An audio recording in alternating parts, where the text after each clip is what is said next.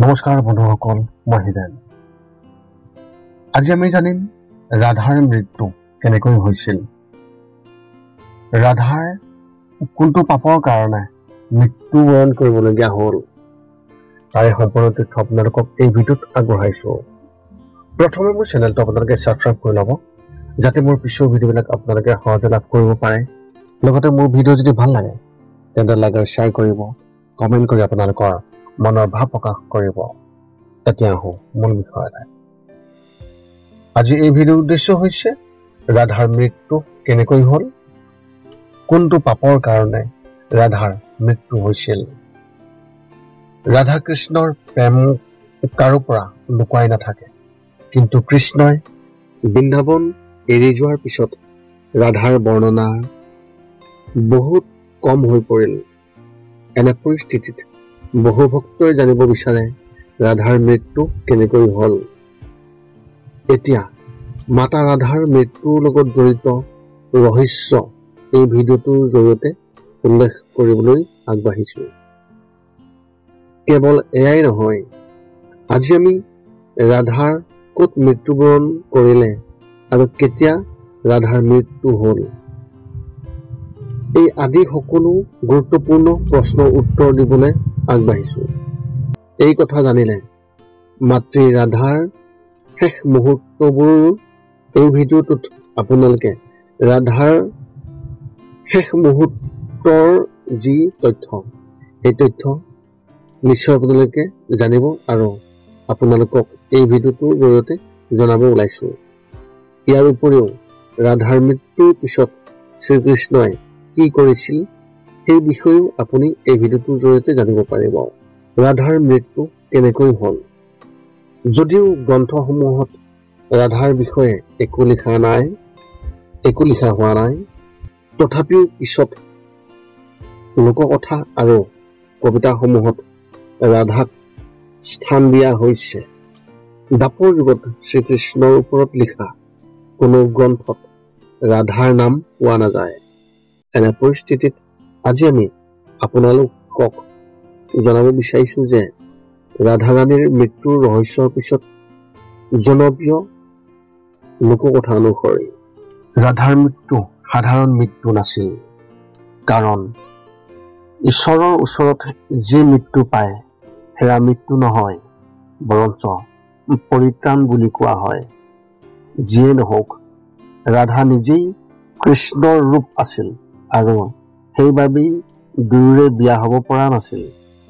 এতিয়া মাতা ৰাধাৰ জীৱনৰ শেষ মুহূৰ্তবোৰ কেনেকুৱা আছিল আৰু কেনেকৈ জীৱন ত্যাগ কৰিছিল, সেই বিষয়ে এটা এটাকৈ জানিবলৈ আমি আগবাঢ়িম। শ্ৰীকৃষ্ণই ৰাধাক দুটা প্ৰতিশ্ৰুতি দিছিল। ৰজা দশৰথে কৈকেয়ীক দিয়া প্ৰতিশ্ৰুতি দুটাৰ বিষয়ে আমি সকলোৱে জানো, কিন্তু ভগৱান শ্ৰীকৃষ্ণইও বৃন্দাবন এৰি যোৱাৰ আগতে ৰাধাৰাণীক দুটা প্ৰতিশ্ৰুতি দিছিল। ঘটনাটো ঘটিছিল যেতিয়া ভগৱান শ্ৰীকৃষ্ণই মথুৰাৰ পৰা খবৰ দি আহিছিল যাতে তেওঁ কংসক হত্যা কৰি নিজৰ কৰ্তব্য পালন কৰিব পাৰে। তাৰ বাবে শ্ৰীকৃষ্ণই চিৰদিনৰ বাবে বৃন্দাবন আৰু ৰাধানগৰ এৰিব লগা হৈছিল। সেই সময়ত শ্ৰীকৃষ্ণ যমুনাৰ পাৰত দুখ মনেৰে বহি থকা ৰাধাক লগ কৰিবলৈ গৈছিল। শ্ৰীকৃষ্ণ ৰাধাক লগ পাই যেতিয়া যাবলৈ ওলাইছিল, তেতিয়া ৰাধাই তেওঁৰ পৰা দুটা প্ৰতিশ্ৰুতি বিচাৰিছিল। প্ৰথম প্ৰতিশ্ৰুতি অৰ্থাৎ প্ৰথম প্ৰতিজ্ঞা অনুসৰি ভগৱান শ্ৰীকৃষ্ণই ৰাধাৰ হৃদয়ত সদায় বাস কৰিব। দ্বিতীয়টো প্ৰতিশ্ৰুতি অনুসৰি ৰাধাৰ মৃত্যুৰ আগতে শ্ৰীকৃষ্ণ নিশ্চয় তাইৰ সন্মুখত উপস্থিত হ'ব, অৰ্থাৎ তাইক লগ কৰিবলৈ আহিব। শ্ৰীকৃষ্ণই এই দুটা প্ৰতিজ্ঞা ৰাধাক দি বিনিময়ত এটা প্ৰতিশ্ৰুতি বিচাৰিলে যে ৰাধাই কৃষ্ণৰ স্মৃতিত এটুপিও চকুলো নবৰাই যাতে। ইয়াৰ পিছত শ্ৰীকৃষ্ণ মথুৰা চহৰলৈ গুচি যায়। ৰাধা পুনৰ শ্ৰীকৃষ্ণক লগ পায়। মথুৰালৈ যোৱাৰ পিছত শ্ৰীকৃষ্ণই দুষ্ট কংসক বধ কৰিলে। কিছু বছৰ পাছত তেওঁ দ্বাৰকাত বসতি স্থাপন কৰিলে। তাতে তেওঁৰ বিয়া হৈছিল ৰুক্মিণীৰ লগত। শ্ৰীকৃষ্ণৰ মুঠ 8 গৰাকী পত্নী আছিল।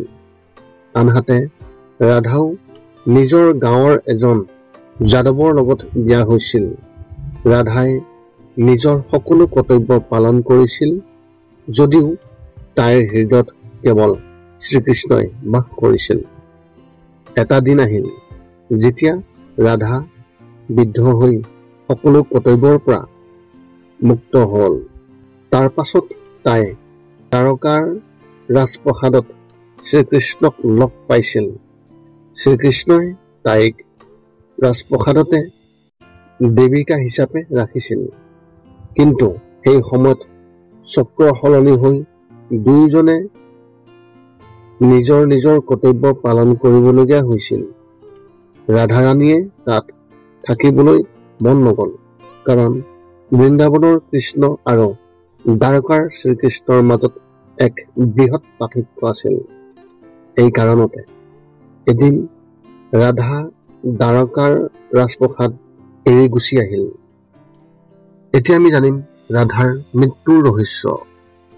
এতিয়া ৰাধাৰ মৃত্যুৰ ৰহস্য জনাৰ সময় আহি পৰিল। দ্বাৰকা চহৰ এৰি ৰাধা কিছুদিন কৃষ্ণৰ সন্ধানত হাবিত বিচৰণ কৰি থাকিল। বিচৰণ কৰি বহুদিন পাৰ হৈ গ'ল আৰু এটা দিন আহিল যেতিয়া ৰাধাৰ শৰীৰটো দুৰ্বল হ'বলৈ ধৰিলে আৰু মৃত্যুৰ ওচৰ চাপিবলৈ ধৰিলে। কৃষ্ণক দিয়া প্ৰতিশ্ৰুতি অনুযায়ী ৰাধাই কৃষ্ণৰ আগত হাজিৰ হ'বলৈ ক'লে। ৰাধাই তেওঁক মাত দিয়াৰ লগে লগে শ্ৰীকৃষ্ণই দ্বাৰকাক এৰি ৰাধাৰ ফালে দৌৰি গ'ল। যিদৰে কৃষ্ণৰ বাঁহীৰ সুৰ শুনি ৰাধা দৌৰি আহিছিল। ৰাধাৰ ওচৰ পাওঁতে কৃষ্ণই তাৰ মৃত্যুৰ অৱস্থা দেখি বৰ দুখী হৈ পৰিল। সি ৰাধাক তাইৰ শেষ ইচ্ছা প্ৰকাশ কৰিবলৈ ক'লে। এই কথাত ৰাধাই তেওঁক পুনৰ সেই সুৰৰ বাঁহী বজাবলৈ ক'লে, যিটো সুৰ তেওঁ বৃন্দাবনত বজাইছিল। এই কথা শুনি শ্ৰীকৃষ্ণই বাঁহীটো তুলি লৈ বজাবলৈ ধৰিলে। কোৱা হয় যে শ্ৰীকৃষ্ণই দিনে নিশাই বাঁহী বজাইছিল ৰৈ নোযোৱাকৈ। বাঁহীৰ এই সুৰ শুনি থাকোঁতে ৰাধাৰাণীয়ে নিজৰ প্ৰাণ ত্যাগ কৰিলে। লগতে কোৱা হয় যে ৰাধাৰ মৃত্যু দেখি ভগৱান নাৰায়ণৰ অৱতাৰ শ্ৰীকৃষ্ণ নিজেও ইমানেই দুখী হৈ পৰিল যে তেওঁ বাঁহী ভাঙি পেলাই থৈ গৈছিল আৰু কেতিয়াও স্পৰ্শ কৰা নাছিল। আশা কৰোঁ আপোনাৰ প্ৰশ্নৰ উত্তৰ আপুনি নিশ্চয়কৈ পালে। ৰাধাৰ মৃত্যু কেনেকৈ হ'ল তাৰ তথ্য লাভ কৰিলে। এতিয়া আমি জানিম ৰাধাৰ ক'ত মৃত্যু হ'ল। এতিয়া যদি এই প্ৰশ্নটো আপোনাৰ মনত আছে,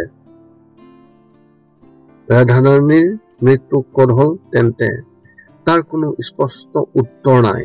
কাৰণ দ্বাৰকা চহৰ এৰি ৰাধা হাবিলৈ গৈ বহুদিন তাতেই থাকিল।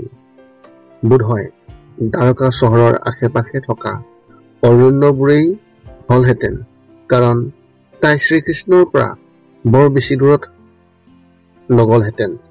তথাপিও নিশ্চিতভাৱে ক'ব নোৱাৰি যে মাতৃ ৰাধাই জীৱন ত্যাগ কৰাৰ ঠাইখন কোনখন আছিল। ইয়াৰ বৰ্ণনা ক'তো নাই। মৃত্যুৰ পিছত ৰাধা ভগৱান শ্ৰীকৃষ্ণৰ লগত বিলীন হয়। যদি আপোনাৰ মনত প্ৰশ্ন আহে ৰাধাৰ মৃত্যু কেতিয়া হ'ল, দ্বাপৰ যুগৰ শেষত শ্ৰীকৃষ্ণৰ জন্ম হৈছিল। এক প্ৰকাৰে সেই সময়ছোৱাক দ্বাপৰ যুগৰ অন্ত আৰু কলি যুগৰ আৰম্ভণি বুলি গণ্য কৰা হয়। অৰ্জুনৰ প্ৰপৌত্ৰ আৰু অভিমন্যুৰ পুত্ৰ পৰীক্ষিতৰ সময়ত কলিযুগ আৰম্ভ হৈছিল। এক প্ৰকাৰে শ্ৰীকৃষ্ণৰ তৃতীয় প্ৰজন্মৰ পৰাই আৰম্ভ হৈছিল। অৱশ্যে গান্ধাৰীয়ে দিয়া অভিশাপৰ বাবে শ্ৰীকৃষ্ণৰ সমগ্ৰ পৰিয়াল মৃত্যুমুখত পৰিছিল।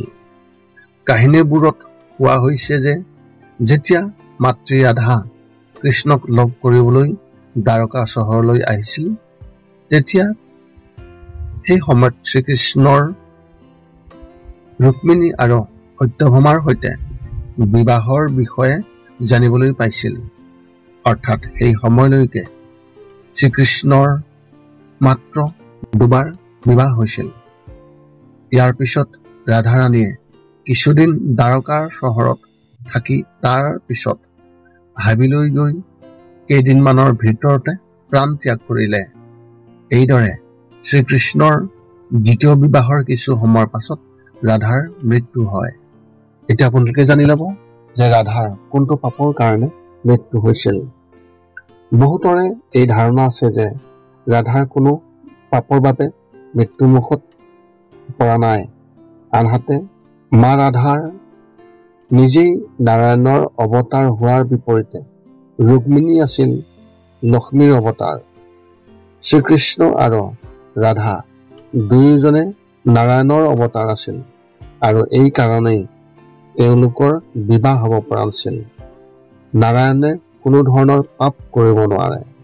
গতিকে যিকোনো পাপৰ বাবেই ৰাধাৰ মৃত্যু হোৱা বুলি এইটো একেবাৰে মিছা। এয়া সনাতন ধৰ্মক বদনাম কৰিবলৈ মানুহে প্ৰচাৰ কৰা ভুল ধাৰণা। এনে অৱস্থাত ৰাধাৰ মৃত্যু যে যিকোনো পাপৰ বাবেই হৈছিল, সেই কথা মনৰ পৰা আঁতৰাব লাগিব। উপসংহাৰ হিচাপে আপোনালোকক ক'ব বিচাৰিছোঁ যে এই ভিডিঅ'টোৰ জৰিয়তে আজি আপোনালোকে জানিব পাৰিলে যে ৰাধাৰ মৃত্যু কেনেকৈ হ'ল। ৰাধাৰ মৃত্যু আৰু তাৰপিছত শ্ৰীকৃষ্ণই বাঢ়ি ভাঙি যোৱা ঘটনাটো অতি মৰ্মস্পৰ্শী। ইয়াৰ জৰিয়তে ঈশ্বৰে মানুহৰ আৱেগক মানুহৰ ৰূপত দেখুওৱাৰ কামো কৰিছে, যিটো আচৰিত।